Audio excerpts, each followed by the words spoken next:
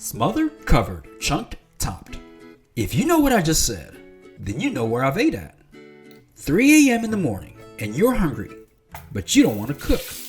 Well, there's a little place called the Waffle House we go to here in the South. It's usually jam-packed from nights to the a.m. and that's at almost every one of them. Folks are coming back in from the clubs, the bars, and from partying all night. And these diners are the places to go afterwards. If you've never been to one and you visit the South, you're going to have to go.